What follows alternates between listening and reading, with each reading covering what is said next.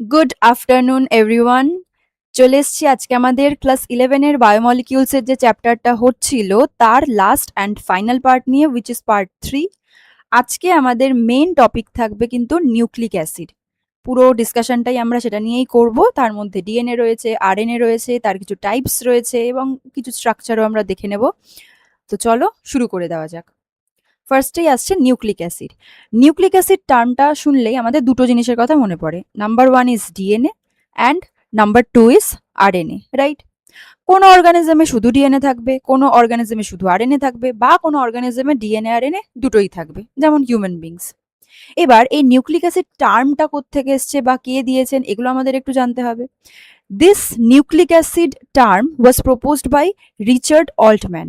এই টার্মটা প্রথম রিচার্ড অল্টম্যান দিয়েছিলেন, বাট এর অনেক আগে কিন্তু J F Miescher in the year of 1869 উনি এই মেটেরিয়ালটাকে আইসোলেট করেছিলেন ফ্রম ডাব্লিউবিসিস অফ দ্য সার্জিক্যাল ডিসচার্জেস, যেটাকে আমরা পাস বলি, রাইট? তো ডিফারেন্স দুটো কি? যখন মিশার এই জিনিসটাকে আইসোলেট করেছিলেন, মেটেরিয়ালটাকে আইসোলেট করেছিলেন, তখন তার নাম দিয়েছিলেন নিউক্লিন। পরবর্তীকালে এই জিনিসটাকেই রিচার্ড অল্টম্যান বললেন যে না, এটা নিউক্লিন না, নিউক্লিক অ্যাসিড। তো যদি আমাদের এরকম কোয়েশ্চেন আসে যে nucleic acid this term was proposed by, তখন হবে রিচার্ড অল্টম্যান। আর যদি আইসোলেটেড বাই হয় তখন হবে মিশার। বোঝা গেল? এবার আমাদের জানতে হবে নিউক্লিক অ্যাসিড জিনিসটা কি। নিউক্লিক অ্যাসিড হচ্ছে একটা লার্জ বায়ো মলিকিউল, কারণ সাইজটা একটু বেশি হয়, মানে বড় হয়, তাই জন্য লার্জ। আর বায়ো মলিকিউল মানে মলিকিউল যেটা আমাদের হিউম্যান বিংস বা যে কোনো লিভিং অর্গানিজমস এর মধ্যে আমরা পাচ্ছি। That is Y large bio molecule which stores and uses genetic information. আমরা ডিএনএ আরএনএ, আমাদের ক্ষেত্রে হিউম্যান বিংসের ক্ষেত্রে ডিএনএ, কোনো কোনো একদম প্রিমিটিভ অর্গানিজমসের ক্ষেত্রে বা একদম ছোট অর্গানিজমসের ক্ষেত্রে আরএনএ, তারা কি করছে? জেনেটিক ইনফরমেশনটাকে ক্যারি ফরওয়ার্ড করছে। এই হচ্ছে পুরো নিউক্লিক অ্যাসিডের একটা জাস্ট ছোট কনসেপ্ট। এবার আমাদের এই নিউক্লিক অ্যাসিডের কিছু ক্লাসিফিকেশন রয়েছে, বা নিউক্লিক অ্যাসিড কি কি নিয়ে তৈরি হয় সেইগুলো আমরা দেখে নেব। টাইপস রয়েছে, এগুলো আমাদের একটু ইন ডিটেলে দেখে নিতে হবে। নাও নিউক্লিক অ্যাসিড, যে কোনো একটা nucleic acid, be it DNA or RNA, এটা মেইনলি তিনটে কম্পোনেন্টস নিয়ে তৈরি হচ্ছে। First nitrogen base, second is pentose sugar, and third one is phosphoric acid. Phosphoric অ্যাসিডের আর কোনো ক্লাসিফিকেশন নেই, ওটা ফসফরিক অ্যাসিড। পেন্টোজ সুগার যদি আমরা দেখি, আমরা two types of pentose sugar এখানে দেখতে পাবো। Number one is ribose, number two is deoxyribose. রাইবোজটা কোথায় থাকবে? আরএনএ এর মধ্যে থাকবে। আর ডিঅক্সি রাইবোজ টার্মটা থেকে আশা করছি বুঝতে পারছো, এটা ডিএনএ এর মধ্যে থাকবে। আর পেন্টোজ সুগার কেন বলছে? কারণ এই সুগার মলিকিউলস এর মধ্যে 5 নাম্বারস অফ কার্বন অ্যাটমস থাকে, that is Y pentose sugar, right? এবার চলে আসছে নাইট্রোজেন বেস। নাইট্রোজেন বেসের আবার দুটো সাব ক্যাটাগরি রয়েছে। কি কি? Number one is purine and number two is pyrimidine, বা অনেকে পিরিমিডিনও বলতে পারে। পিউরিনের মধ্যে থাকছে adenine and guanine, and pyrimidine বা পিরিমিডিন এর মধ্যে তিনটে টাইপসের থাকতে পারে। কি কি? Cytosine, thymine, uracil. এবার এখানে একটু জেনে নিতে হবে যে ডিএনএ এর মধ্যে থাকছে সাইটোসিন অ্যান্ড থাইমিন, আর আরএনএ এর মধ্যে থাকছে সাইটোসিন অ্যান্ড ইউরাসিল। থাইমিনটা আরএনএ তে থাকছে না, আর ইউরাসিলটা ডিএনএ তে থাকছে না। এটা গেল হচ্ছে আমাদের পুরো নিউক্লিক অ্যাসিডের স্ট্রাকচার, বা কি কি কম্পোনেন্টস নিয়ে একটা নিউক্লিক অ্যাসিড তৈরি হতে পারে তার একটা ধারণা। এবার আমরা একটু ইন ডিটেলে দেখব। আচ্ছা, in DNA one oxygen is not linked to the second carbon of pentose sugar. এই যে আমরা এখানে টার্মটা পেয়েছি, একটা রাইবোজ আর একটা হচ্ছে ডিঅক্সি রাইবোজ। ডিঅক্সি মানে কি? একটা অক্সিজেন বেরিয়ে গেছে, এই একটা অক্সিজেন সেটা বেরিয়ে গেছে, তাই জন্যই হয়ে গেছে ডিঅক্সি রাইবোজ। তাহলে আমি যদি এখানে দেখি রাইবোজ সুগারটা, এখানে দেখতে পাচ্ছ, আমি একটু পয়েন্টারটা ইউজ করছি। হুম, তো এটা হচ্ছে একটা রাইবোজ সুগারের স্ট্রাকচার, যেটা আমরা রাইট হ্যান্ড সাইড থেকে কিন্তু কাউন্টিং স্টার্ট করব। এই নাম্বারিং গুলো কিন্তু আমার আমার ইচ্ছে হলো আমি লেফট হ্যান্ড সাইড থেকে স্টার্ট করলাম, ওরকম করলে হবে না, আমাদের এইভাবেই করতে হবে। তাহলে এটা হচ্ছে carbon 1, carbon 2, carbon 3, 4, and this CH2OH, এটা হচ্ছে 5, মানে এই সিটা হচ্ছে 5। এবার আমরা যদি সেকেন্ড কার্বন দেখি, দ্যাট ইজ এই কার্বনটা, এখানে আমরা দেখতে পাচ্ছি কি একটা একটা দিকে রয়েছে বা একটা হ্যান্ডে রয়েছে H, আরেকটা হ্যান্ডে রয়েছে OH। এটা হচ্ছে রাইবোজ সুগার। এবার আমি যদি ডিঅক্সি রাইবোজ সুগারের ক্ষেত্রে দেখি, তখন এখানে দেখতে পাচ্ছি কি জাস্ট একটা অক্সিজেন এখানে মিসিং, বাদ বাকি পুরো স্ট্রাকচার দেখো সেম, এখানে যেটা রয়েছে এখানেও তাই রয়েছে। আচ্ছা, এখানে যেটা রয়েছে পুরো সেম, দেখতেই পাচ্ছ। তাহলে একমাত্র ডিফারেন্স কোথায়? সেকেন্ড কার্বনে একটা অক্সিজেন এখান থেকে বেরিয়ে গেছে, that is why it is called deoxyribose sugar, যেটা আমরা দেখতে পাচ্ছি কোথায়? ডিএনএ এর মধ্যে। আর এই রাইবোজ সুগারটা আমরা দেখতে পাবো কোথায়? আরএনএ এর মধ্যে। Nitrogen base is attached to the pentose sugar at its first carbon. এবার আমরা যখন নিউক্লিক অ্যাসিডের স্ট্রাকচারটা দেখছি, যে তিনটে জিনিস এখানে থাকছে বা তিনটে কনস্টিটিউয়েন্টস এখানে থাকছে, কি কি? Phosphoric acid, pentose sugar, nitrogen base. তাহলে তিনটের মধ্যে নিশ্চয়ই কোনো বন্ড বা লিঙ্ক আপ কিছু না কিছু থাকবে, তা নাহলে একসাথে থাকবে কি করে? এটা আমরা দেখতে পাই কি, যে এই যে আমাদের পেন্টোজ সুগারটা রয়েছে তার মধ্যে ফার্স্ট কার্বন যেটা, সেখানে যে কোনো একটা নাইট্রোজেন বেস অ্যাটাচড থাকবে, যে কোনো, মানে একটা রাইবোজ সুগারের সাথে যে কোনো একটা, adenine, guanine, cytosine, thymine, uracil, depend করছে ডিএনএ না আরএনএ এর কথা বলছি তার উপরে। তো যে কোনো একটা এই ফার্স্ট কার্বনের সাথে অ্যাটাচড থাকবে। আর fifth carbon of pentose sugar, মানে কি এই কার্বনটা, এটার সাথে ফসফরিক অ্যাসিড অ্যাটাচড থাকবে। বোঝা গেল? তাহলে এটা হচ্ছে পুরো একটা নিউক্লিক অ্যাসিডের একটা স্ট্রাকচার এরকম হতে পারে, যে এরকম রাইবোজ সুগারটা হবে বা এরকম ডিঅক্সি রাইবোজ সুগারটা হবে। এর ফার্স্ট কার্বনের সাথে যে কোনো একটা নাইট্রোজেন বেস অ্যাটাচ থাকবে, আর এর ফিফথ কার্বনের সাথে ফসফরিক অ্যাসিড বা ফসফেট গ্রুপ অ্যাটাচড থাকবে। এবার আমরা এখানে দুটো টার্ম পাই, number one is nucleoside and number two is nucleotide. Nucleoside কোনটাকে বলবো? পেন্টোজ সুগার, আর এখানে একটা, ধরো আমি বললাম অ্যাডেনিন রয়েছে, ঠিক আছে, অ্যাডেনিন রয়েছে, তো পেন্টোজ সুগারের সাথে এখানে একটা অ্যাডেনিন রয়েছে, এই পুরোটাকে আমি একটা নিউক্লিওসাইড বলতে পারি। তার মানে কি পেন্টোজ সুগার তার সাথে নাইট্রোজেন বেস, এই দুটোকে একসাথে বলা হচ্ছে nucleoside. when this nucleoside is attached to a phosphoric acid, সেই পুরো জিনিসটাকে বলা হচ্ছে নিউক্লিওটাইড। কি বললাম?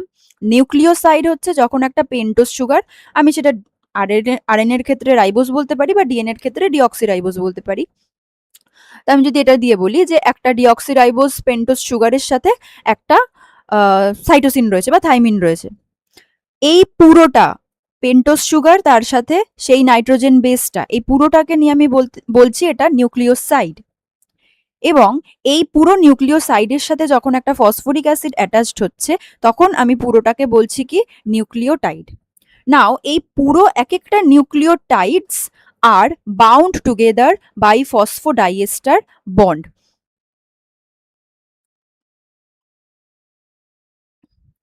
তাহলে জিনিসটা যদি এরকম হয়,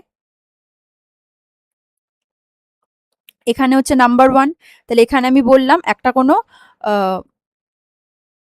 অ্যাডিনিন রয়েছে, ঠিক আছে, আর এটা হচ্ছে পেন্টোজ সুগার, ঠিক আছে। আর এখানের ফিফথ কার্বন কোনটা? এখানের ফিফথ কার্বন এখানে রয়েছে, কারণ এটা 1 2 3 4 5 এখানে রয়েছে, এটার সাথে একটা ফসফেট গ্রুপ থাকবে। এই পুরো জিনিসটাকে আমি বলছি কি? নিউক্লিওটাইড। এবার এইরকম একটা নিউক্লিওটাইড, এরকম সেম জিনিস আবার নিচে থাকবে, এরকম একটা নিউক্লিওটাইড, আবার সেম জিনিস, তারপর আরেকটা নিউক্লিওটাইড, এরকম করে 3টে 4টে 5টা 10টা, এরকম করে hundreds to 200s more than that nucleotides are bound together by phosphodiester bond। তারপরে একটা গোটা ডিএনএ বা আরএনএ এরকম একটা স্ট্রাকচার নিতে পারে। বোঝা গেল? Now deoxyribonucleic acid which is DNA, এটার ফুল ফর্ম কি? ডিঅক্সি রাইবো, কারণ সুগারটা থাকছে ডিঅক্সিরাইবোস, আর nucleic acid, that is why deoxyribonucleic acid. This is the genetic material of eukaryotic cell. Certain cell organelles also possess DNA, that is mitochondria, chloroplast, এগুলো। তাহলে আমাদের মধ্যে নিউক্লিয়াসের মধ্যে থাকছে ডিএনএ, মানে যে কোনো একটা সেলের কথা যদি আমি বলি, একটা সেলের নিউক্লিয়াসের মধ্যে থাকছে কে? ডিএনএ। এবার কোনো কোনো cell organelles such as mitochondria, প্লান্টসের ক্ষেত্রে ক্লোরোপ্লাস্ট, কারণ অ্যানিমালসের ক্ষেত্রে তো ক্লোরোপ্লাস্ট থাকবে না, তো এদের ক্ষেত্রে দেখা যায় যে নিউক্লিয়াসে তো থাকছেই, সেটা বাদ দিয়েও এই সেল অর্গানেলস গুলোর মধ্যেও ডিএনএ থাকতে পারে। Its double helical structure was proposed by James Watson and Francis ক্রিক। এটা কিন্তু হাইলি ইম্পর্টেন্ট, ঠিক আছে, কারণ আমরা একটু পরেই দেখব। এই যে this is the double helical structure which was given by এই দুজন scientist James Watson and Francis Crick. মানে বলতে পারো এনারা দুজনেই কিন্তু ডিএনএ এর হেলিক্যাল স্ট্রাকচারটাকে ডিফাইন করেছেন, যে ডিএনএটা দেখতে কিরকম কিরকম ভাবে থাকে, বেস পেয়ারিং কিভাবে হয়, এই সবগুলো জিনিসই কিন্তু জেমস ওয়াটসন অ্যান্ড ফ্রান্সিস ক্রিক ওনাদের এই ডাবল হেলিক্যাল স্ট্রাকচার যে মডেলটা সেখানে দিয়েছেন। আর জিনিসটা দেখতে কিরকম হয় এটাকে আমরা এইভাবে আঁকবো, ঠিক আছে, sorry,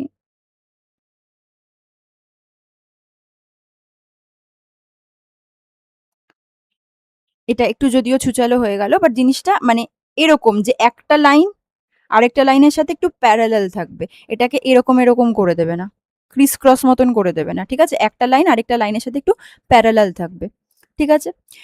next, X ray crystallograph was done by Wilkins and Franklin. এটা একটা ওনারা টেস্ট পারফর্ম করেছিলেন, যেটা উইলকিন্স অ্যান্ড ফ্র্যাঙ্কলিন করেছেন।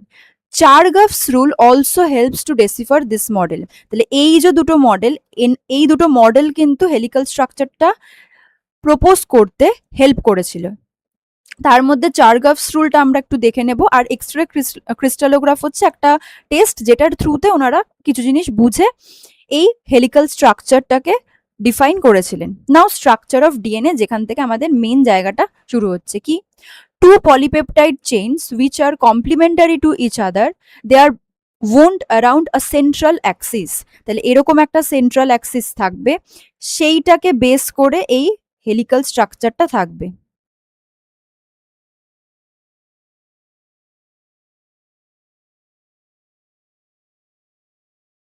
তাহলে এই একটা সেন্ট্রাল অ্যাক্সিস থাকছে, সেটাকে বেস করে দুটো পলিপেপটাইড চেইনস, এটা নাম্বার 1, এটা নাম্বার 2, এই দুটো পলিপেপটাইড চেইনস প্যারালালি থাকবে। এখানে প্যারালাল টার্মটা মিসিং, বাট এরা প্যারালালি থাকে। Polypeptide chains R placed at opposite directions. এবারে এই জিনিসটা বোঝার বিষয়, এই চেনটা যদি আমরা দেখি, মানে এইটা, এটা শেষ হয়েছে কোথায়, 1 2 3 4 5, মানে এইটা, এটা আর এটা, ঠিক আছে। একটা যদি 5 প্রাইম হয়, আরেকটা এন্ডকে আমরা কি বলি, 3 প্রাইম বলি।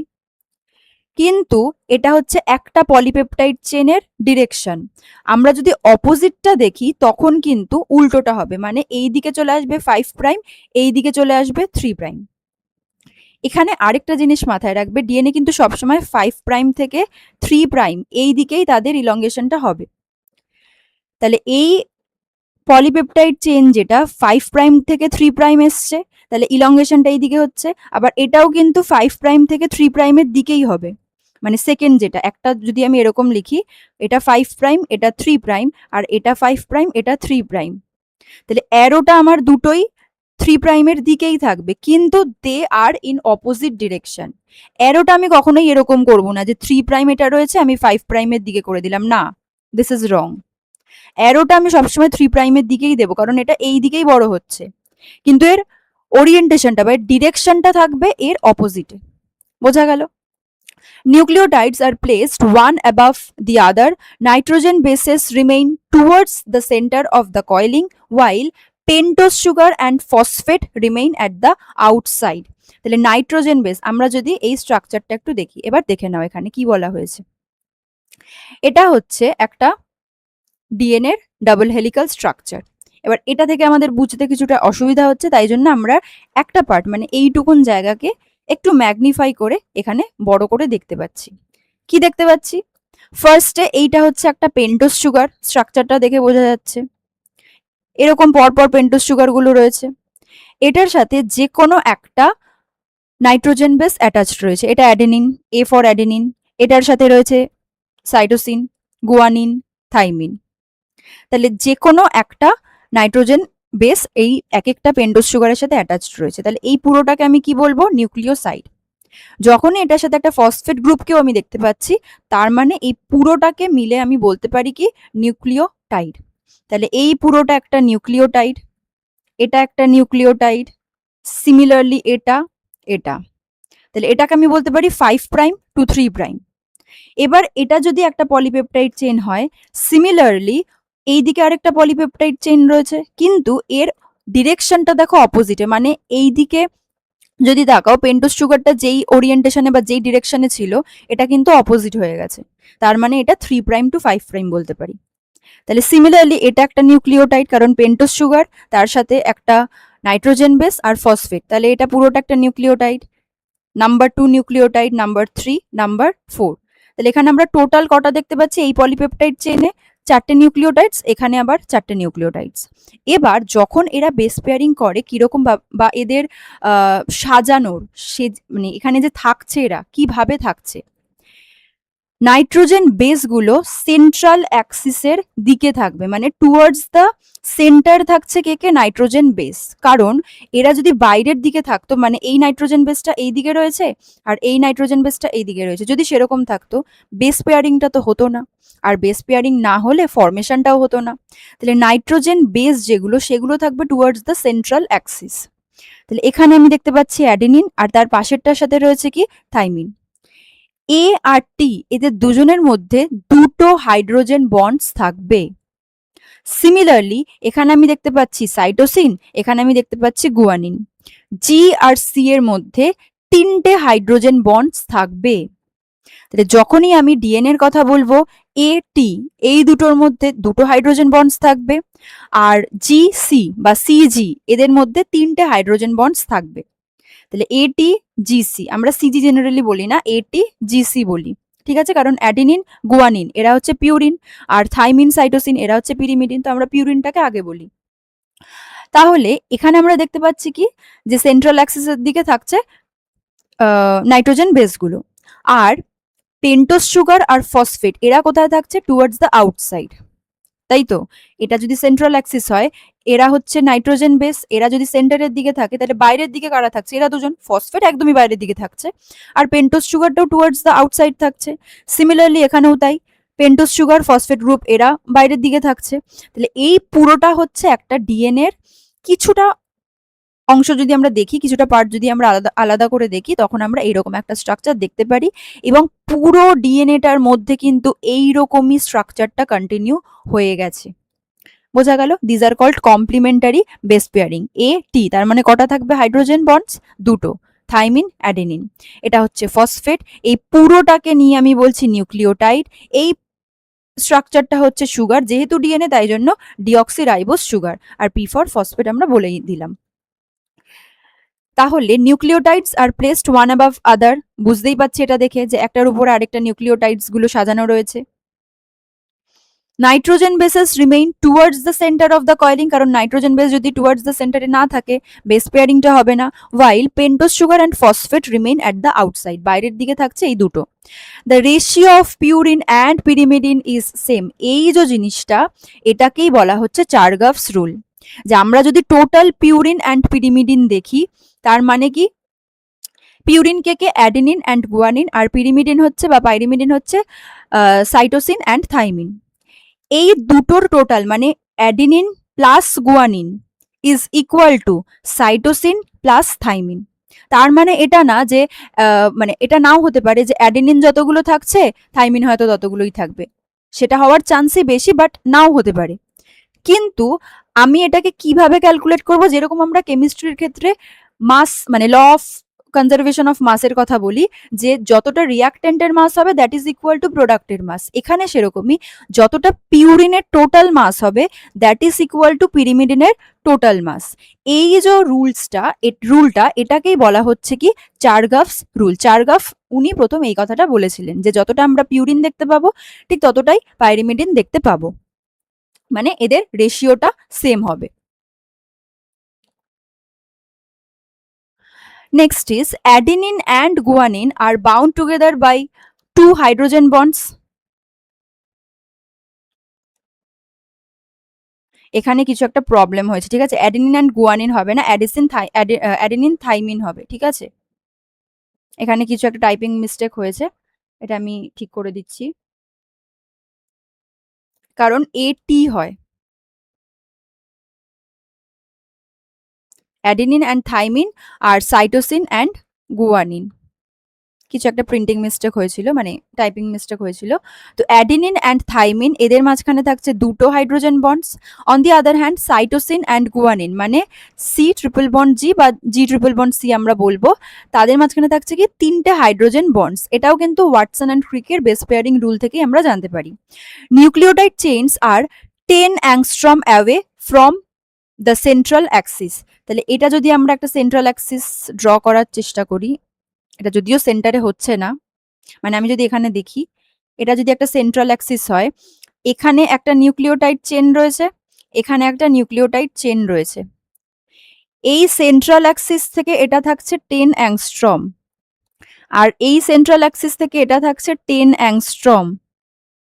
তাহলে দুটো নিউক্লিওটাইড চেইনস বা পলিপেপটাইড চেইনস এর মধ্যে কতটা গ্যাপ থাকছে? টোটাল হচ্ছে 20 angstrom.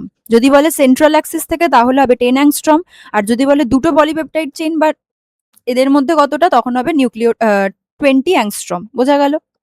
One complete coiling takes place for about 30 angstrom, মানে এই যে পুরো একটা কয়েলিং আমরা দেখতে পাচ্ছি, এই যে পুরো কয়েলিংটাও এখান থেকে স্টার্ট করে পুরোটা ঘুরে গিয়ে আবার এখানে এসেছে, মানে একটা পুরো কয়েলিং হবে। এই পুরো কয়েলিং এ লাগছে 34 অ্যাংস্ট্রম, মানে এই পুরোটা লেন্থ হচ্ছে 34 angstrom. Thus, two adjacent bases are 3.4 angstrom away from each other. কেন? কারণ একটা পেয়ারিং এর মধ্যে 10 বেস পেয়ার্স থাকে। এবার এই জিনিসটা একটু বোঝো। এই পুরোটাকে যদি আমি আলাদা করে ড্র করি, যে একটা স্ট্রেট লাইনে আমি ড্র করছি, কিরকম? এই পুরো জিনিসটাকে আমি আলাদা করে কেটে নিয়ে এটাকে এরকম ভাবে লম্বা করে সুতোটাকে টান টান করেছি, এবং আমি জানি এই পুরোটা হচ্ছে 34 অ্যাংস্ট্রম, পুরোটার লেন্থ এতটা। কিন্তু এখানে 10টা মানে 10 নাম্বারস অফ বেস পেয়ারিং থাকছে, 1 2 3 4 5 6 7 8 9 10, এখানে 10টা এরকম বেস পেয়ার্স থাকছে। তাহলে দুটোর মধ্যে গ্যাপ কত হচ্ছে? 34 ডিভাইডেড বাই 10, কারণ টোটালটা 34 আর এখানে থাকছে কটা টোটাল নাম্বার, কটা? 10। তাই জন্য এক এক মানে পাশাপাশি দুটো অ্যাডজাসেন্টের মধ্যে গ্যাপ হয়ে যাচ্ছে 3.4 অ্যাংস্ট্রম। বোঝা গেল? Two adjacent bases are 3.4 angstrom away from each other. কেন? কারণ পুরো কয়েলিংটার মধ্যে থাকছে 10 বেস পেয়ার্স। এবার যদি সাইজ অফ ডিএনএ এর কথা বলি, সাইজ বা শেপ, এস্চেরিশিয়া কোলাই বা যেটাকে আমরা ইকোলাই বলি, এটার মধ্যে ডাবল স্ট্র্যান্ডেড সার্কুলার ডিএনএ থাকে, ডাবল হেলিক্যাল স্ট্রাকচার না, সার্কুলার ডিএনএ থাকছে। আর T2 ভাইরাস, যেটা এস্চেরিশিয়া কোলাইকে ইনফেক্ট করতে পারে, এরকম একটা ভাইরাস, তার মধ্যে ডাবল স্ট্র্যান্ডেড লিনিয়ার ডিএনএ থাকছে। কোনোটার মধ্যেই কিন্তু হেলিক্যাল স্ট্রাকচার আমরা দেখতে পাচ্ছি না। এস্চেরিশিয়া কোলাই বা ইকোলাইয়ের মধ্যে সার্কুলার ডিএনএ, আর T2 ভাইরাস যেটা কিনা এস্চেরিশিয়া কোলাইকে ইনফেক্ট করতে পারে এরকম একটা ভাইরাস, তার মধ্যে থাকছে লিনিয়ার ডিএনএ, কিন্তু দুজনেই কিন্তু ডাবল স্ট্র্যান্ডেড। ঠিক আছে? ওকে, তো এবার আমরা দেখে নেব নাইট্রোজেন বেস আর তার রেসপেক্টিভ নিউক্লিওসাইড আর নিউক্লিওটাইডের কিছু নাম আছে। মানে কি, অ্যাডেনিন হচ্ছে একটা নাইট্রোজেন বেস, তার সাথে যদি পেন্টোজ সুগার থাকে অ্যাটাচড, সেই পুরো জিনিসটাকে আমি কি বলছি? নিউক্লিওসাইড। এবং এই পুরো নিউক্লিওসাইডের একটা পার্টিকুলার নাম আছে। অ্যাডেনিন যদি অ্যাটাচড থাকে বলবো অ্যাডেনোসিন। আচ্ছা, গুয়ানিন যদি অ্যাটাচড থাকে তাকে বলবো গুয়ানোসিন। এই দুটো গেল কি পিউরিনের মধ্যে। সাইটোসিন যদি থাকে তাকে বলবো কি সাইটিডিন। কেন? কারণ সাইটোসিন তো নিজের মধ্যেই একটা এস নিয়ে বসে রয়েছে, তো ওকে তো আমি আর গুয়ানোসিনের মতন বা অ্যাডেনোসিনের মতন সাইটোসিসিন বলতে পারি না, তো এটাকে আমরা বলবো সাইটিডিন। আর থাইমিনের সাথে যদি একটা পেন্টোজ সুগার থাকে বলবো থাইমিডিন, আর ইউরাসিলের সাথে থাকলে বলবো ইউরিডিন। এইগুলো গেল হচ্ছে নিউক্লিওসাইড। এবার নিউক্লিওসাইডের সাথে যদি আবার ফসফেট গ্রুপ অ্যাটাচড থাকে তখন কি হবে? অ্যাডেনোসিনটা হয়ে যাবে অ্যাডেনাইলেট বা অ্যাডেনাইলিক অ্যাসিড, গুয়ানোসিনটা হয়ে যাবে গুয়ানাইলেট, সাইটিডিনটা হয়ে যাবে সাইটিডাইলেট। আচ্ছা, এগুলো সবই কিন্তু একটা অ্যাসিড, মানে অ্যাডেনাইলিক অ্যাসিড, গুয়ানাইলিক অ্যাসিড এরকম, তো সেটাকে আমরা শর্টে অ্যাডেনাইলেট, গুয়ানাইলেট এগুলোও বলতে পারি। সাইটিডিন হয়ে যাচ্ছে সাইটিডাইলেট, থাইমিডিন হয়ে যাচ্ছে থাইমিডাইলেট, ইউরিডিন হয়ে যাচ্ছে ইউরিডাইলেট। তাহলে যদি তোমাকে কোয়েশ্চেন করা হয় যে state the name of the nucleoside made up of adenine and pentose sugar, তখন কিন্তু অ্যাডেনোসিন হয়ে যাবে। আর যদি বলে নিউক্লিওটাইড তখন হয়ে যাবে অ্যাডেনাইলেট বা অ্যাডেনাইলিক অ্যাসিড। তো এই নামগুলো আমাদের একটু মনে রাখতে হবে, বাট আমি বলবো যদি জিনিসটা মানে ট্রিকটা যদি বুঝতে পারো অটোমেটিক্যালি হয়ে যাবে সেটা। তো ট্রিকটা আমাদের একটু বুঝে নিতে হবে যে অ্যাডেনিনের সাথে পেন্টোজ সুগার অ্যাডেনোসিন। আর যেহেতু পিউরিনের মধ্যে এস নেই, অ্যাডেনিন বা গুয়ানিন কোনোটার মধ্যে এস নেই, আমরা সিন কথাটা ইউজ করতে পারছি।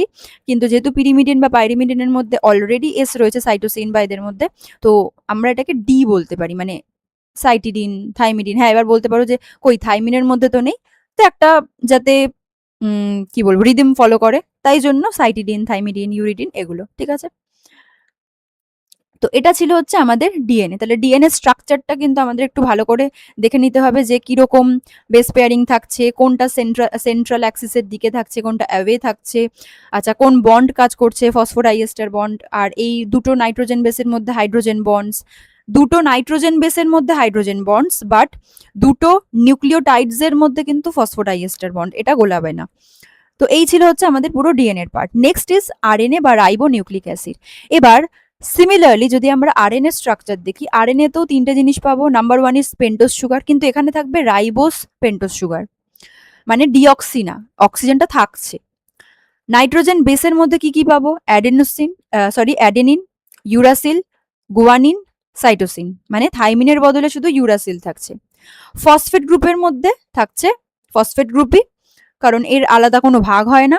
এই পুরোটাকে নিয়ে মানে রাইবোস সুগার, নাইট্রোজেন বেস আর ফসফেট গ্রুপ, এই পুরোটাকে নিয়ে আমি বলতে পারি কি রাইবো নিউক্লিওটাইড। আগেরটাই ছিল শুধু নিউক্লিওটাইড, এবার এখানেও যদি আমরা নিউক্লিওটাইড কথাটাই ইউজ করি গুলিয়ে যেতে পারে, একটা বুঝতে সমস্যা হবে। তো তাই জন্য আমরা এখানে মানে আরএনএ এর ক্ষেত্রে নিউক্লিওটাইডটাকে টার্ম দিচ্ছি ribo nucleotide. Only one nucleotide fiber is present in RNA, so it does not possess helical structure. RNA এর মধ্যে কোনো রকম হেলিক্যাল স্ট্রাকচার কিন্তু থাকে না। আগে আমরা ডিএনএ এর মধ্যে যেরকম দেখলাম পেঁচিয়ে পেঁচিয়ে একটা হেলিক্যাল স্ট্রাকচার এসেছে, আরএনএ এর মধ্যে কিছু ফোল্ডিং থাকবে বাট হেলিক্যাল স্ট্রাকচার থাকবে না। আরএনএ এর এবার ক্যাটেগরাইজেশনে যদি আমরা তাকাই, কিছু কিছু অর্গানিজমস রয়েছে তারা কিন্তু আরএনএ এটাকেই তাদের জেনেটিক মেটেরিয়াল হিসেবে ইউজ করে। ফর এক্সাম্পল যে কোনো আরএনএ ভাইরাস, এইচআইভি হতে পারে, আমাদের যে কোভিড গেল, SARS-CoV-2, এরা কিন্তু সবাই আরএনএ ভাইরাস, মানে এরা এই ভাইরাসগুলো জেনেটিক মেটেরিয়াল হিসেবে আরএনএটাকেই ইউজ করছে।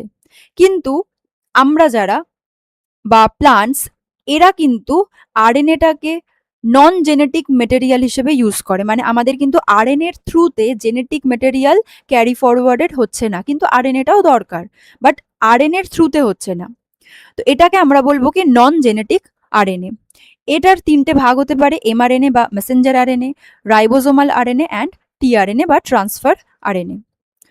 তো চলো দেখে নিই এবার এই এমআরএনএ, আরআরএনএ, টিআরএনএ এদের কিছুটা আমাদের ডিটেইলিং জানতে হবে। ফার্স্টেই আসছে মেসেঞ্জার আরএনএ অর এমআরএনএ, খুব ইম্পর্টেন্ট। মেসেঞ্জার আরএনএ মানে এই টার্মটা থেকে আশা করছি বুঝতে পারছো যে মেসেজটাকে নিয়ে যাচ্ছে, ডিএনএ থেকে মেসেজটাকে নিয়ে যাচ্ছে, যাতে আলটিমেটলি আমাদের এমটা কি যে ডিএনএ থেকে আরএনএ হবে, আরএনএ থেকে প্রোটিন হবে।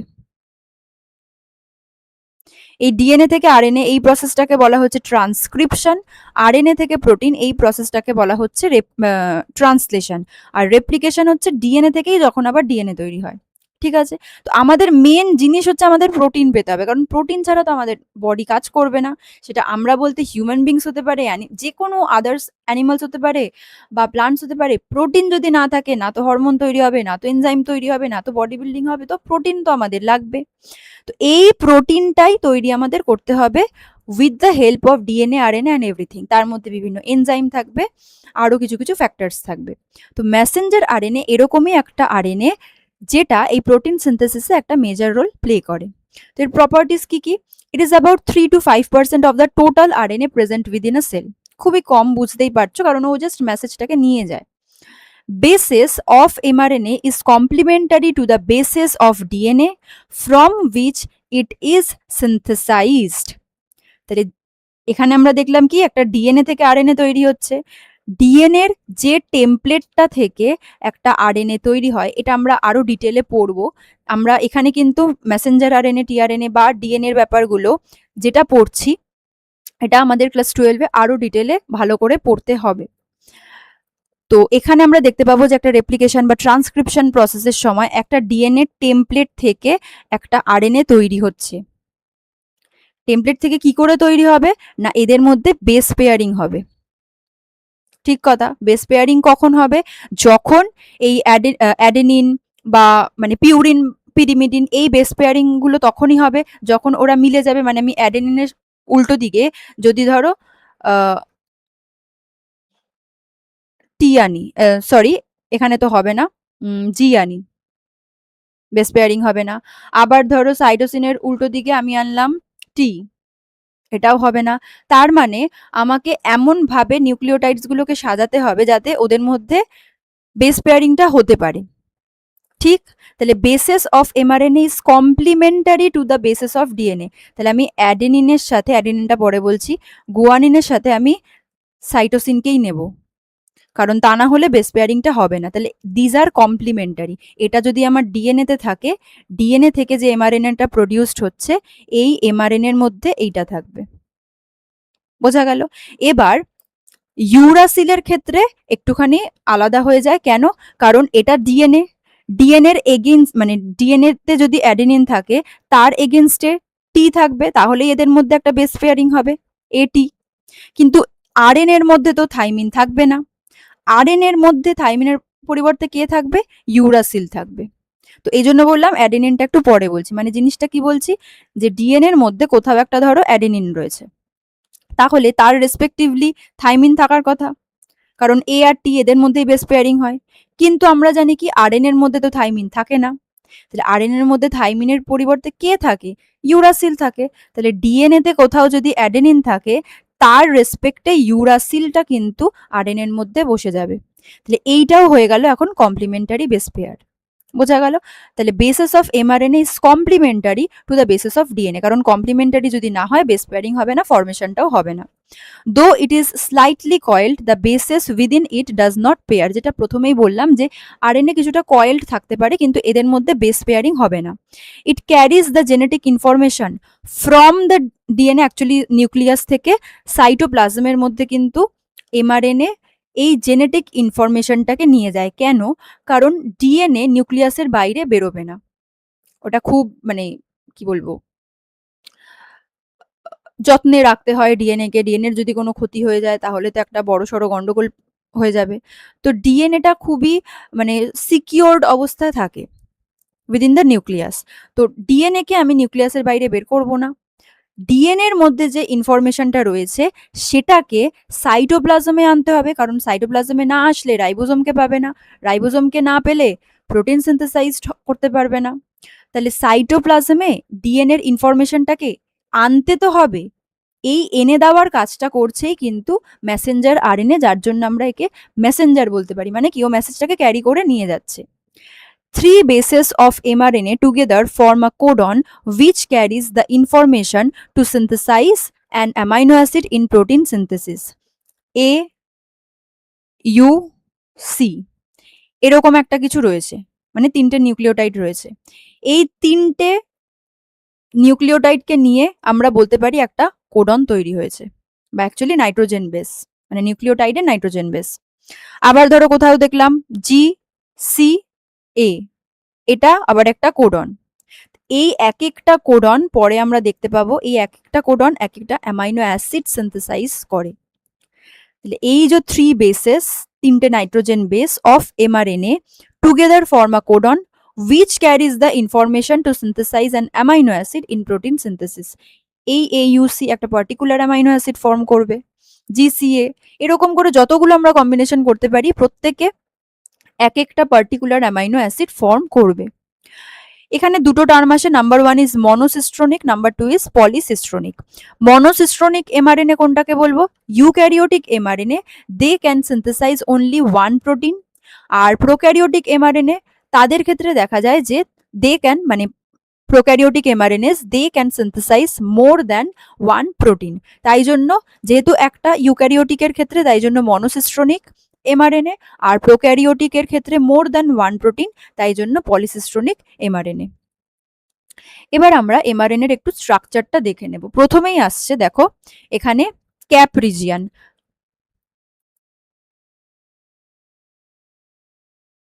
দিস, এটা হচ্ছে ক্যাপ রিজিয়ান। কি বলা হচ্ছে, ক্যাপ রিজিয়ানে কিন্তু একটা মিথাইলেটেড গুয়ানিন বেস থাকে। এই যে মিথাইলেটেড গুয়ানিন বেস কোথায় থাকছে, ক্যাপ রিজিয়ানে, তার সাথে ফসফেট থাকছে। তাহলে এটা দিয়ে শুরু হয়, এটা কোথায় থাকে, 5 প্রাইম এন্ডে। আমরা যদি এইদিকে তাকাই, this is the 5 prime end and this is the 3 prime end. একদম 5 প্রাইম এন্ডে প্রথমেই থাকছে গুয়ানিন, তার সাথে মিথাইলেটেড গুয়ানিন, তারপরে কিছুটা ফসফেট থাকছে। এই পুরো রিজিয়নটাকে আমরা বলছি কি, ক্যাপ রিজিয়ন। ক্যাপ রিজিয়নটাকেই ফলো করছে ইউটিআর, বা যেটাকে আমরা বলতে পারি নন কোডিং রিজিয়ন বা আনট্রান্সলেটেড রিজিয়ন। এই রিজিয়নটা কিন্তু কোনো রকম প্রোটিন সিনথেসিসে পার্টিসিপেট করে না। এটা ঠিক পরে আসবে স্টার্ট সাইট, যেখান থেকে কাজটা করা শুরু হবে। তারপরে থাকছে একটা লম্বা কোডিং রিজিয়ন, ঠিক এটাকে ফলো করে একটা স্টপ সাইট আসবে। মানে আমাদের মেন কাজটা হচ্ছে কোথায়, স্টার্ট সাইটে আর স্টপ সাইটে। এই পুরো প্যাচ যেটা, মানে এই পুরো জায়গা যেটা, এটার মধ্যে আমাদের মেন কাজটা হয়। স্টপ সাইটের পরে আরেকটা আনট্রান্সলেটেড রিজিয়ান বা নন কোডিং রিজিয়ান থাকবে, যেটাকে আমরা 3 প্রাইম দিয়ে ডিনোট করব। কেন, কারণ এটাও ইউটিআর এটাও ইউটিআর, যদিও আমরা নন কোডিং রিজিয়ান 1 2 বলতে পারি, বাট যদি সেটা না মেনশন করি, 5 প্রাইম যেটা সেটা স্টার্ট সাইটের দিকে থাকছে, মানে আগের দিকে থাকছে, আর 3 প্রাইম ইউটিআর যেটা সেটা পরে, মানে স্টপ সাইটের পরে থাকছে। আর এর পরে একটা 3 প্রাইম পলি এ টেল থাকছে। তো এবার যদি আমরা এর কিছুটা ডেসক্রিপশন দেখে নিই। ক্যাপ, এখানে মানে এই ক্যাপ রিজিয়নটা থাকছে 5 প্রাইম এন্ডে, যেখানে মিথাইলেটেড গুয়ানিন বেস প্রেজেন্ট থাকে, এটা আমরা দেখে নিলাম। এবার এই যে নন কোডিং রিজিয়ন 1 বা নন কোডিং রিজিয়ন 2 বা যেটাকে আমরা বললাম আনট্রান্সলেটেড রিজিয়ন, এগুলো থাকার কারণ কি, কারণ এরা কিছুটা প্রসেসটাকে স্পেসিফাই করে দেয়, বা এমআরএনএটা কোন সেলে যাবে সেটাকে বলে দেয়। তো কাজটা যাতে ক্যারি ফরওয়ার্ডেড হতে পারে ঠিকঠাক করে, ট্রান্সলেশনটা যাতে ঠিকঠাকভাবে হতে পারে, এই জিনিসটাকে মেনটেন করা বা এই জিনিসটাকে এনশিওর করার কাজ হচ্ছে এই দুটো আনট্রান্সলেটেড রিজিয়ন।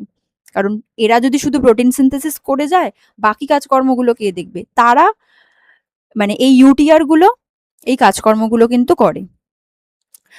তাহলে নন কোডিং রিজিয়ন 1 যেটা, মানে একদম 5 প্রাইম এন্ডের দিকে যেটা থাকছে, এখানে 10 to 100 বেস পেয়ার্স থাকছে, মানে বেস থাকছে, which does not participate in protein synthesis। এরা প্রোটিন সিনথেসিস করে না, পরিবর্তে এরা অন্যান্য মানে এনশিওর করছে যে আচ্ছা ঠিকঠাক এমআরএনএ আছে, ঠিকঠাক প্রোটিন সিনথেসাইজ করছে, ঠিকঠাক লোকেশনে এটাকে আমি নিয়ে যেতে পেরেছি। তো এই কাজগুলো করছে নন কোডিং রিজিয়ন 1। ইনিশিয়েশন কোডন হচ্ছে AUG, যেটা প্রথম মিথিওনাইন বা মিথিওনিন অ্যামাইনো অ্যাসিডকে প্রডিউস করে। এই যে আমরা স্টার্ট সাইট যে টার্মটা দেখলাম, এখানে প্রত্যেকটা এমআরএনএ এর ক্ষেত্রে AUG থাকবে, যেটা মিথিওনাইন অ্যামাইনো অ্যাসিডকে প্রডিউস করে। এবার তারপরে অন্যান্য কোডনগুলো ভ্যারি করবে from one mRNA to another, কিন্তু প্রথমটা কিন্তু সবসময় AUG এটাই থাকবে, which starts the translation process producing the methionine amino acid। তারপরে একটা লম্বা কোডিং রিজিয়ন রয়েছে, বেশ ভালো। এখানে আমরা দেখতে পাবো প্রোটিন সিনথেসিস হচ্ছে, এবং এখানে কিন্তু কোডনগুলো ডিপেন্ড করছে কোন এমআরএনএ তে রয়েছে বা কোন প্রোটিন সিনথেসাইজড হচ্ছে, তার উপর ডিপেন্ড করে সেই রকম কোডন এখানে থাকবে। Translation continuous at this region identifying the specific amino acid, তো এটা ডিফার করে। নেক্সট ইজ টার্মিনেশন কোডন, কোথায় থাকবে, এই যে স্টপ সাইডে আমরা দেখতে পাচ্ছি, এখানে 3টে কোডনের যে কোনো একটা থাকবে। কি কি, UAA, UAG অর UGA, এই 3টের মধ্যে যে কোনো একটা থাকবে এই স্টপ সাইটে। তাহলে স্টার্ট সাইটেরটা সবার ক্ষেত্রেই সেম, ইউনিভার্সাল AUG, আর স্টপ সাইটে যে কোনো একটা UAA or UAG or UGA, এই 3টের মধ্যে যে কোনো একটা থাকছে স্টপ সাইটে, যেটা কিনা টার্মিনেশন কোডন হিসেবে কাজ করছে, ওখানেই প্রোটিন সিনথেসিসটা বন্ধ হয়ে যাচ্ছে। নেক্সট আবার একটা নন কোডিং রিজিয়ন 2 বা আনট্রান্সলেটেড রিজিয়ন থাকছে, যেখানে সেম কাজ, প্রোটিন সিনথেসিস তো করছে না, কিন্তু এনশিওর করার ব্যাপারগুলো এখানে হচ্ছে যে ঠিকঠাক সব প্রসিডিওর ঠিকঠাক হয়েছে কিনা, যে আচ্ছা এখানে স্টপ সাইট আছে তো, বা এখানে টার্মিনেশন কোডন অ্যাড হয়েছে তো। তো এই পুরো কাজটা করছে আনট্রান্সলেটেড রিজিয়ন্স, যেখানে 50 to 100 বেস পেয়ার্স থাকছে। পলি এ টেল, যেটা আমরা একদম 3 প্রাইম এন্ডের ক্ষেত্রে দেখতে পাচ্ছি, এখানে 3টে দেখিয়েছে বাট এখানে মাল্টিপলস থাকতে পারে, যেটা কিনা 200 to 250 অ্যাডেনিন নিউক্লিওটাইডস নিয়ে তৈরি। It gives protection from the activity of exonuclease and enables it to get exported out of the nucleus। তাহলে এই যে কাজটা পুরোপুরিভাবে হয় যে ডিএনএ থেকে এমআরএনএ, সেটা কিন্তু নিউক্লিয়াসের মধ্যে হচ্ছে। এবার ওটা হওয়ার পরে এমআরএনএটাকে নিউক্লিয়াস থেকে বেরোতে হবে, কারণ ও তৈরি হলো নিউক্লিয়াসের মধ্যে। যদি নিউক্লিয়াসেই থেকে যায় তাহলে তো তৈরি হওয়ার কোনো মানে হয় না, কারণ সাইটোপ্লাজমে ক্যারি ফরওয়ার্ডেড হওয়াটাই ওর কাজ। সাইটোপ্লাজমে যদি ক্যারি ফরওয়ার্ডেড না হয়, প্রোটিন সিনথেসিস হবে না। তাহলে এই যে পলি এ টেলটা, ওর মেন কাজটা কি, যে নিউক্লিয়াস থেকে সাইটোপ্লাজমের মধ্যে এমআরএনএটা যাতে ঠিকঠাকভাবে আসতে পারে সেটাকে এনশিওর করা।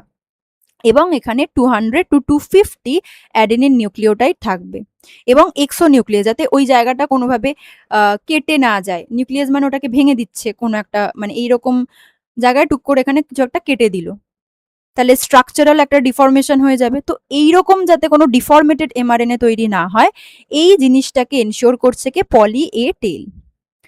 এবার আমরা এমআরএনএর ফাংশনের দিকে যদি তাকাই, এটা কি করছে, transports genetic information from the nucleus to the cytoplasm. যেটা বললাম, নিউক্লিয়াসে তৈরি ও সাইটোপ্লাজমে চলে আসছে।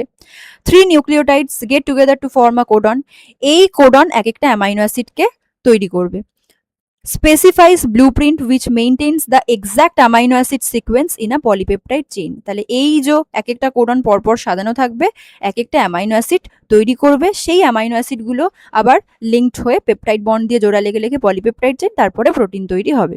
তো এই গেল হচ্ছে টোটাল এমআরএনএ। তার মানে আমরা যদি একদম ব্রিফলি বলি, এমআরএনএ এর মেন স্ট্রাকচারে ক্যাপ দেখতে পাচ্ছি 5 প্রাইম এন্ডে, তারপরে UTR1 বা 5 প্রাইমের যে UTR সেটা, তারপরে থাকছে একটা স্টার্টিং কোডন বা যেটা আমরা AUG বলেছি, মিথিওনাইন প্রডিউস করছে, একটা লম্বা কোডিং রিজিয়ান, তারপরে UAA, UAG অর UGA, এই তিনটের মধ্যে যে কোনো একটা থাকবে, আবার একটা UTR থাকবে, আর পলি এ টেল থাকবে।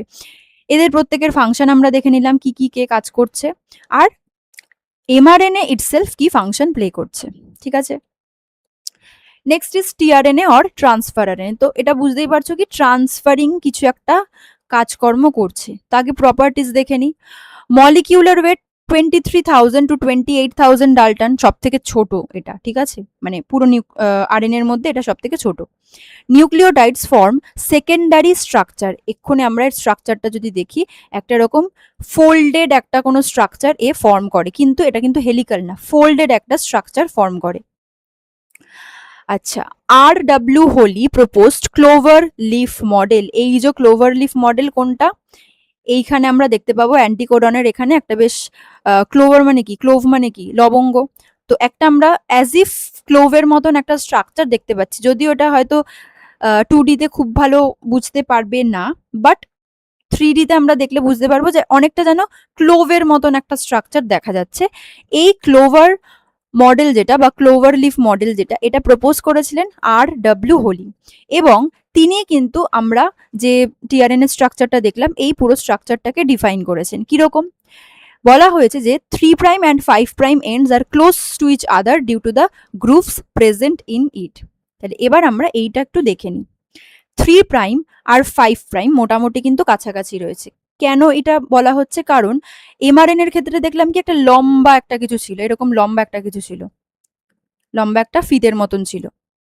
তাহলে একদিকে 5 প্রাইম ছিল, আরেকদিকে 3 প্রাইম ছিল, কিন্তু এখানে দেখা যাচ্ছে কি 5 প্রাইম আর 3 প্রাইম এরা মোটামুটি কাছাকাছি রয়েছে, ক্লোজ প্রক্সিমিটিতে রয়েছে। কিন্তু 3 প্রাইমের দিকে ACC, এই তিনটে নাইট্রোজেন বেস কিন্তু ভ্যাকেন্ট থাকবে, এদের মধ্যে কোনো রকম বেস পেয়ারিং থাকবে না। 3 প্রাইমটা কিছুটা বলতে পারো এই দিক দিয়ে বেরিয়ে থাকবে, মানে কিছুটা এক্সটেন্ডেড থাকবে, যেখানে ACC তিনটে নাইট্রোজেন বেস নিয়ে একটা কোডন তৈরি হচ্ছে, এদের মধ্যে কোনো রকম বেস পেয়ারিং থাকবে না। তারপর থেকে স্টার্ট হয়ে যাচ্ছে কি বেস পেয়ারিং। কেন, কারণ এই দিকে 3 প্রাইমের দিকে যে নাইট্রোজেন বেসগুলো রয়েছে সেগুলো 5 প্রাইমের দিকে যে নাইট্রোজেন বেসগুলো রয়েছে তাদের সাথে বেস পেয়ারিং করতে পারছে।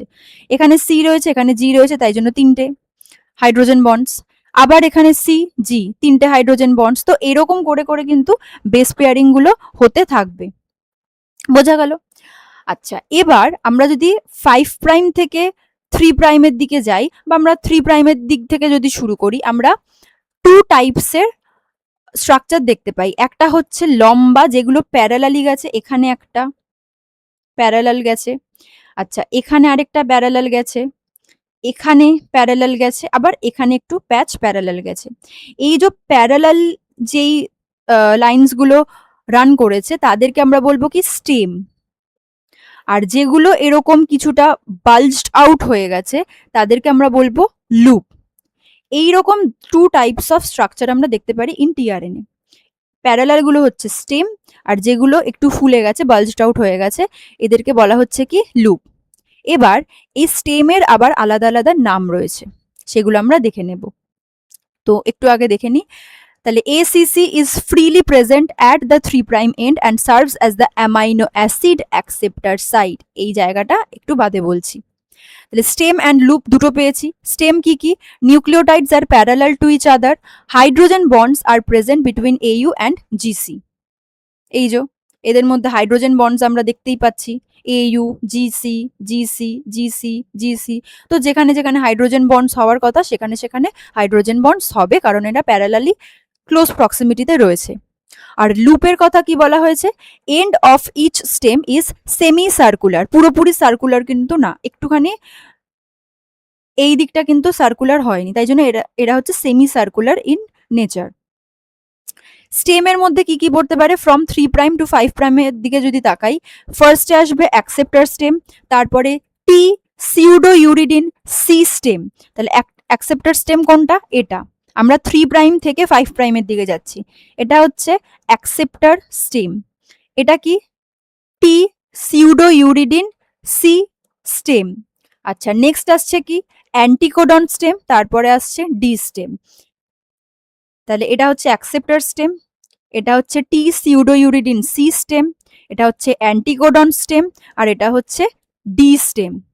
এবার যদি আরেকটু ভালো করে দেখো, স্টেম আর লুপগুলোর কিন্তু নাম সেম, শুধু একটার ক্ষেত্রে বলা হচ্ছে স্টেম আর আরেকটার ক্ষেত্রে বলা হচ্ছে লুপ।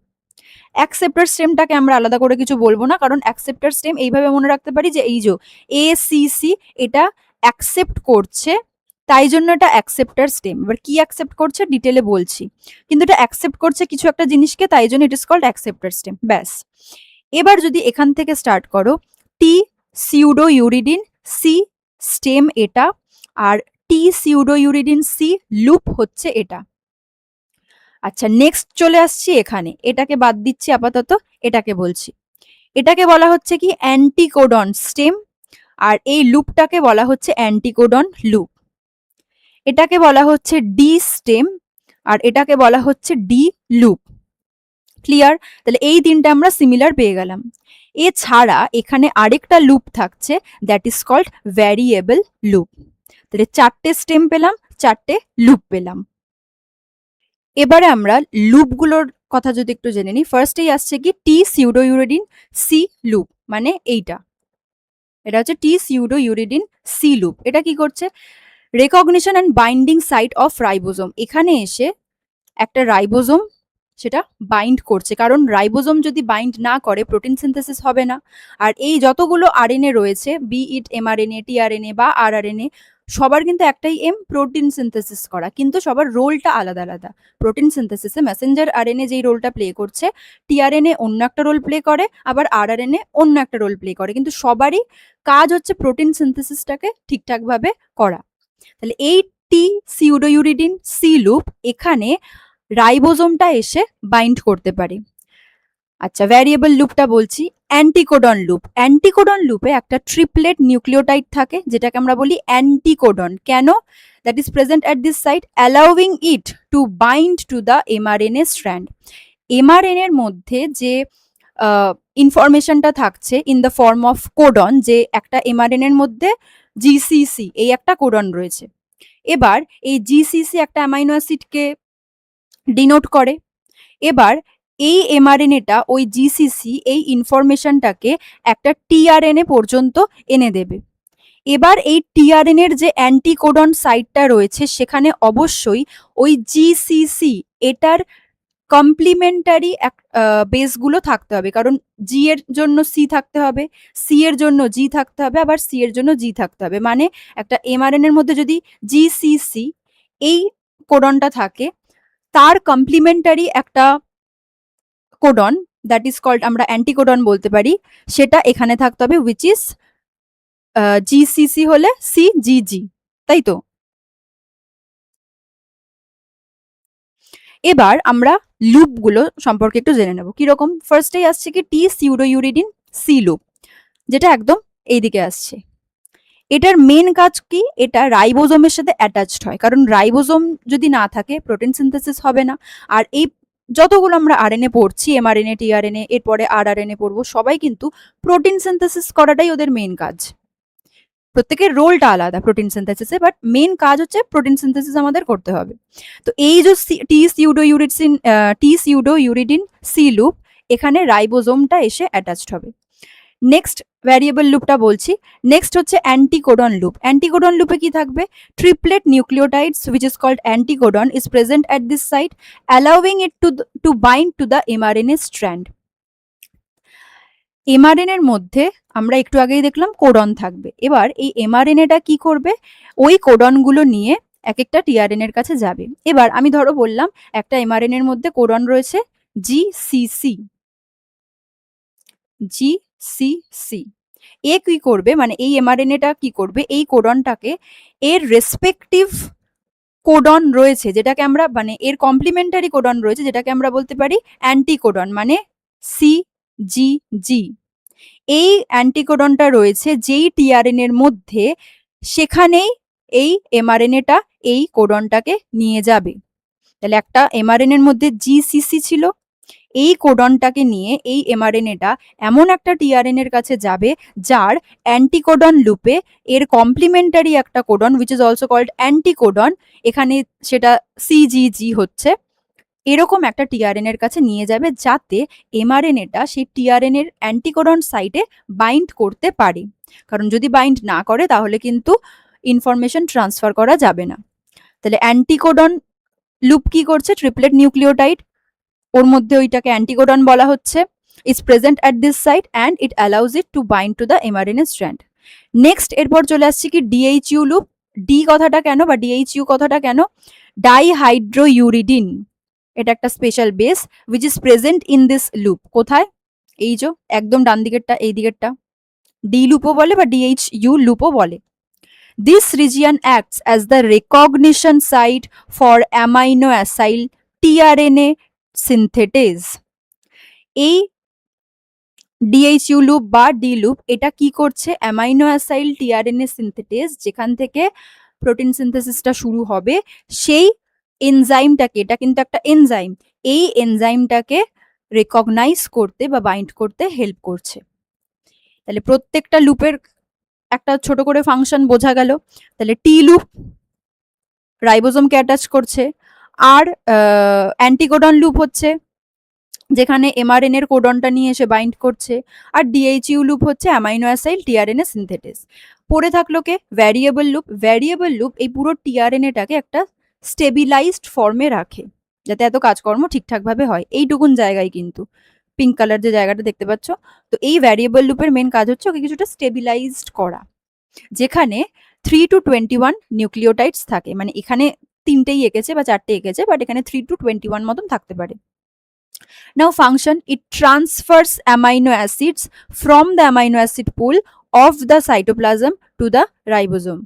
আমাদের পুরো বডিতে যত যা অ্যামাইনো অ্যাসিড রয়েছে সেটাকে নিয়ে ও সাইটোপ্লাজমের রাইবোজোমের কাছে নিয়ে যায় যাতে আলটিমেটলি প্রোটিন সিনথেসিসটা হয়, এবং পার্টিকুলার অ্যামাইনো অ্যাসিড যাতে অ্যাটাচড থাকতে পারে বা ক্যারি করতে পারে, তাই জন্যই কিন্তু এই এমআরএনএর কোডনটা থেকেও ইনফরমেশনটা নেয় যে আচ্ছা এটা কোন কোডনটা ডিনোট করছে, বা এই কোডন থেকে আমি কোন অ্যামাইনো অ্যাসিডটাকে বুঝতে পারছি, আচ্ছা আমাকে বললো তো মিথিওনাইন অ্যামাইনো অ্যাসিড, এবার তাহলে আমি মিথিওনাইন অ্যামাইনো অ্যাসিডটাকে ঘাড়ে চাপিয়ে নিয়ে যাব। তো এইভাবে মানে এমআরএনএ ওকে বলছে টিআরএনএ কে বলছে, টিআরএনএ বুঝতে পারছে যে ও কোন ইনফরমেশনটা দিতে চাইছে, সেটা বুঝে ও পার্টিকুলার অ্যামাইনো অ্যাসিডটাকে নিয়ে যাচ্ছে। তো এটা হচ্ছে একটা প্রসেস হওয়ার। At the anticodon site, 3 nucleotides are arranged in different manners. In the protein synthesis process, mRNA containing the complementary bases of these 3 nucleotides bind to the respective tRNA. যেটা বললাম যে এই অ্যান্টিকোডন সাইটে কে অ্যাটাচড হবে, mRNA attached হবে। কোন mRNA attached হবে না, যেই mRNA এর মধ্যে ওই অ্যান্টিকোডন সাইটে যে বেসটা থাকছে, 3টে নাইট্রোজেন বেস নিয়ে একটা কোডন থাকছে, তার কমপ্লিমেন্টারি যে কোডনটা এমআরএনএ তে থাকছে, সেই এমআরএনএটাই এখানে অ্যাটাচড হবে। বোঝা গেল? ওকে, তো এই গেল হচ্ছে টিআরএনএ। নেক্সট এবার আসছে লাস্ট রাইবোজোমাল আরএনএ, যেটা আমাদের রাইবোজোম তৈরি করতে হেল্প করছে। Most abundant RNA within a cell about 80%। আচ্ছা, most of the regions get folded and form double helix like structure, কিন্তু এটা হেলিক্যাল স্ট্রাকচার বলবো না, ওরকম টাইপের একটা স্ট্রাকচার ফর্ম করে। It combines with protein to form ribosome. Ribosome তৈরি করতে গেলে আরআরএনএ দরকার, আর রাইবোজোম তো প্রচুর থাকে এক একটা সেলে, তো তাই জন্য কিন্তু আরআরএনএ এর পরিমাণটা অনেকটা বেশি। Also it enables ribosome to combine with mRNA. রাইবোজোমকে এমআরএনএ এর সাথে কম্বাইন করতে হেল্প করছে। প্রোক্যারিওটিক সেল যদি আমরা দেখি, যেখানে দুটো সাব ইউনিট থাকে রাইবোজোমের, one is smaller, another one is larger. এটা হচ্ছে 30S, এটা হচ্ছে 50S। কোথায়? প্রোক্যারিওটিক সেলে।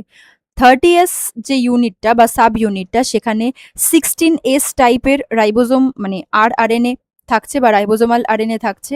আর 50S যেটা, সেখানে দুটো থাকতে পারে, 23S অর 5S। আর সেটাই ইউক্যারিওটিক সেলের ক্ষেত্রে যে দুটো সাব ইউনিটস থাকে, একটা হচ্ছে 40S আর একটা হচ্ছে 60S। 40S সাব ইউনিটের মধ্যে 18S টাইপ রাইবোজোমাল আরএনএ থাকে, আর 16S এর মধ্যে থাকছে তিনটে, 28S, 5.8S আর 5S। আর আরআরএনএ এর মেন কাজ হচ্ছে রাইবোজোমটাকে তৈরি করা, প্রোটিনের সাথে মিক্সড হয়ে ও রাইবোজোম তৈরি করে। তো এটাই ছিল আজকের ক্লাস। আজকে খুব ছোট একটা ডিসকাশন ছিল, তবে আমি বলবো এখানে কিন্তু আমরা যেটুকুন পড়েছি ক্লাস 12-এ, এর থেকে আরো বেশি ডিটেইলে আমাদের পড়তে হবে, এবং প্রসেসগুলো কি করে হচ্ছে, এই যে আমরা বলছি যে অ্যান্টিকোডনের সাথে কোডনটা এসে জয়েন্ট হচ্ছে, কিভাবে হচ্ছে বা কিভাবে ক্যারি করে নিয়ে আসছে, তারপর পুরো প্রসেসটা কিভাবে এগোচ্ছে, এটা কিন্তু আমাদের অন্য একটা চ্যাপ্টারের part, which is in class 12। তো এখানে আমাদের জাস্ট স্ট্রাকচার কিছুটা জেনে রাখতে হলো, কারণ এখান থেকে শর্ট কোয়েশ্চেন আসতেই পারে। যদিও বই তো এতটা ডিটেলে নেই, বাট আমি তাও করিয়ে রাখলাম সুবিধার জন্যই। আশা করছি তোমাদেরকে কিছুটা বোঝাতে পেরেছি। নেক্সট ক্লাস একদম নেক্সট উইকে চলে আসবে ঠিকঠাক টাইমে। খুব ভালো থেকো সবাই, থ্যাংক ইউ।